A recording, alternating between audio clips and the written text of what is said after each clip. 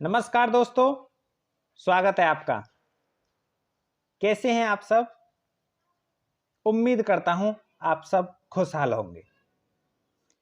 देखिए दोस्तों, आज हम आपको बताने वाले हैं कि अगर हमने अपने दांत साफ करा लिए हैं तो इसके बाद हमें क्या करना चाहिए और क्या नहीं करना चाहिए।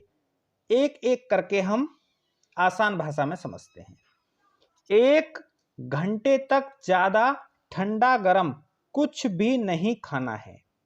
देखिए दोस्तों, कहने का मतलब है अगर आपने अभी अपने दांत साफ कराए हैं तो करीब आपको 1 घंटे तक कुछ भी ज्यादा ठंडा गरम नहीं खाना है। ज्यादा ठंडे में हो गया जैसे आइसक्रीम, दही ले लिया या कुछ इस तरह का एक्सट्रीम कोल्ड को अवॉइड करेंगे आप। और एक्सट्रीम हॉट में क्या हो गया, गरम गरम बनता कोई भी सामान आपने खा लिया, नहीं करना है ऐसी गलती। अदरवाइज आपके दांतों में सेंसिटिविटी यानी झंझनाहट शुरू हो जाएगी। आइए दोस्तों दूसरे पॉइंट की बात करते हैं। गुनगुने पानी में नमक डालकर कुल्ला करना है। अगर आपने अपने दांत साफ करा लिए हैं तो तुरंत ये नहीं कि दांत साफ कराए तुरंत कुल्ला करना शुरू कर दो, ऐसा नहीं है। आपने घर जाकर के शाम को और सुबह कम से कम एक दिन में 2 बार गुनगुने पानी में नमक डालकर कुल्ला अवश्य करें। देखिए दोस्तों, यही इस पॉइंट में बताया गया कि एक दिन में करीब 2 बार कुल्ला अवश्य करें। कुल्ला करने के बाद मसूड़ों की मसाज करें। अब आप कहेंगे कि ये मसाज क्या होती है ना? ये जो मसूड़ों की मसाज है ये क्या होती है? मसाज मतलब होता है मसूड़ों को बिना किसी ऑइंटमेंट के, बिना किसी दवा के, सिर्फ मसूड़ों को जेंटली यानी हल्के हाथ से दबाना होता है, उसको बोलते हैं मसूड़ों की मसाज करना। तो जब आप कुल्ला कर लेंगे उसके बाद आप मसूड़ों की मसाज जरूर करेंगे। सुबह शाम ब्रश करें। कम से कम एक दिन में 2 बार ब्रश जरूर करें। सुबह ब्रश ब्रेकफास्ट के बाद भी कर सकते हैं आप, ब्रेकफास्ट से पहले भी कर सकते हैं आप, उससे कोई फर्क नहीं पड़ता। परंतु आपने ब्रेकफास्ट के बाद जरूर ब्रश एक बार घुमाना है, चाहे बिना पेस्ट के ही घुमाएं। और रात को ब्रश जरूर करके सोएं। रात को बिना ब्रश करके सोने से क्या होगा, आपको मसूड़ों में इंफेक्शन हो सकता है, आपको पायरिया की प्रॉब्लम हो सकती है।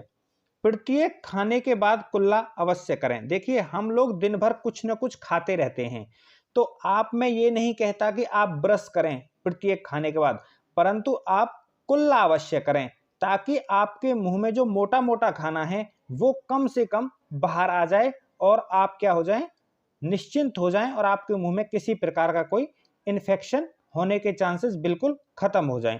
आइए दोस्तों अगले पॉइंट को समझते हैं। समय पर दांतों की सफाई करवाते रहें। अब आप क्वेश्चन करेंगे कि भाई हमें कितने दिन में दांतों की सफाई करानी चाहिए। ऐसा कोई फिक्स नहीं है कि आपको इतने दिनों में दांतों की सफाई करानी है।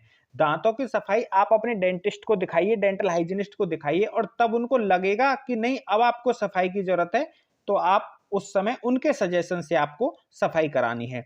अगर आपको खुद को आपके दांत पीले लगते हैं, गंदे नजर आते हैं, या कोई किसी प्रकार का स्मेल या मुंह से ब्लीडिंग की शिकायत होती है तो आप अपने दांतों की सफाई अपनी ओर से भी करवा सकते हैं। अब आपको क्वेश्चन मैं बताता हूं दोस्तों कि अगर आप सोचेंगे कि आपके मुंह से स्मेल क्यों आती है, ब्लड क्यों आता है, एक्चुअली ये मुंह में जो गंदगी इकट्ठी रह जाती है उसकी वजह से हमारे मुंह से स्मेल आनी शुरू हो जाती है, जिसकी वजह से हमें काफी अनकंफर्टेबल महसूस होता है। आइए दोस्तों अगले पॉइंट की पर नजर डालते हैं। साल में एक बार दांतों का चेकअप जरूर कराएं। देखिए, यही पॉइंट मैंने आपको बताया था कि एनुअल यानी साल में एक बार दांत चेक जरूर कराएं। ये जरूरी नहीं है कि आप सफाई ही कराएं, चेक कराइए। अगर जरूरत होगी तो हाइजीनिस्ट आपको बताएंगे, डेंटिस्ट आपको बताएंगे कि सफाई करवाना है, और नहीं लगेगा उनको कि सफाई की जरूरत है तो आपको बोल देंगे कि आप आराम से ब्रश करिए और अपने दांतों की देखभाल करिए। दोस्तों, अगर आपको डेंटल से संबंधित किसी भी प्रकार का कोई डाउट है तो आप कमेंट करके पूछ सकते हैं। आपको 24 घंटे के अंदर उसका रिप्लाई दे दिया जाएगा। धन्यवाद दोस्तों।